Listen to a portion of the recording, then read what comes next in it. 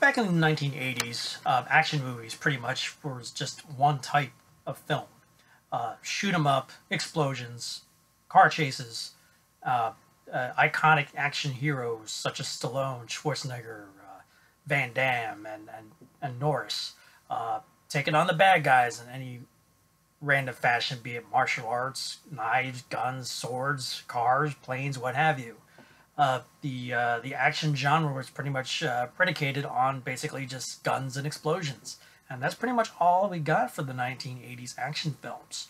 It wasn't until later on, probably in the late 80s, where action films started like developing more stories and depth to these vehicles, such as films like Lethal Weapon and Speed, and those kind of like started really making, and Die Hard started making the action genre a little more than just like high testosterone violence. There's actually some depth to this.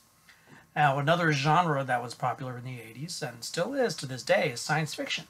But back then, science fiction action hybrids was something that was very seldom ever attempted, and not that many people have succeeded in doing so.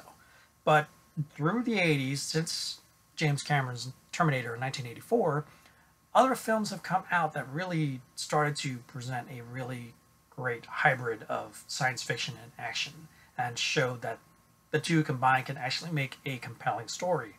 We got films like The Hidden, Alien Nation, Enemy Mine, Total Recall, The Running Man, RoboCop, and for me, the quintessential 80s science fiction action movie would be Predator with Schwarzenegger.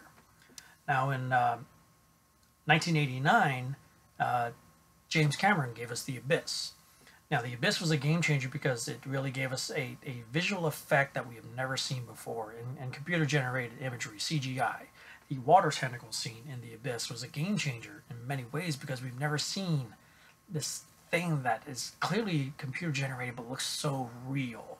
The performances by the actors interacting with this thing, it was like so amazing. And it was like Cameron was known for being a game changer, someone who really works to advance the technology for film, and he did so with The Abyss. Well, 2 years later, he gave us probably, at the time, was the most anticipated sequel ever, Terminator 2 Judgment Day. Obviously the sequel to the 1984 classic, The Terminator, directed by Cameron. James Cameron returns to the director's chair, and in 1991, science fiction action movies started to come out often. We got more, like I said, like movies like Total Recall were coming out, and really pushing the envelope in terms of science fiction and action movies. And Terminator 2 was pretty much the pinnacle of what a great action science fiction movie should be. I am referring to the theatrical edition, not the extended edition that's available, and also the 3D version, which is now in theaters, although it's probably about to leave theaters soon. But Terminator 2 Judgment Day was a phenomenal motion picture experience. I gave that movie a 10 out of 10 back in the day, and I still hold to that now, 10 out of 10. Now, personally, I prefer the extended version of the film, but the theatrical cut, seeing it again in the theater, this time in great 3D that's almost as good as the one, the Titanic conversion they did several years ago, and the movie still holds up. It might be a little dated based on the technology and things they're doing, but the movie itself, the premise, the acting, the performances, the action, the visual effects, everything holds up perfectly. This is like a fantastic film if you've never seen Terminator 2 Judgment Day. It's almost kind of, if you've never seen the original Terminator, unfortunately Judgment Day is like a spoiler because events that obviously this is the sequel.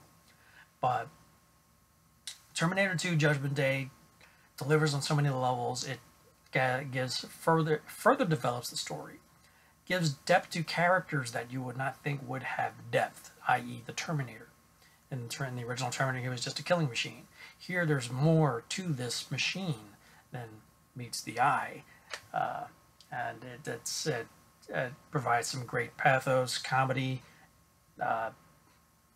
emotional moments, great intense action scenes, and Cameron and fellow co-writer William Wisher really developed a very compact, fast-moving, easy-to-follow action science fiction thriller adventure. This is basically one long 2 hour, 15-minute chase, and kind of almost like what they said about Mad Max Fury Road is just a 2 hour chase movie. Well, Terminator 2, and if you break it down to brass tacks, Terminator 2 is a 2 hour, 15-minute or so chase movie. But damn, is it freaking good. There's really not much I want to go into detail about storyline, but just the visual effects in 1991, these were state of the art.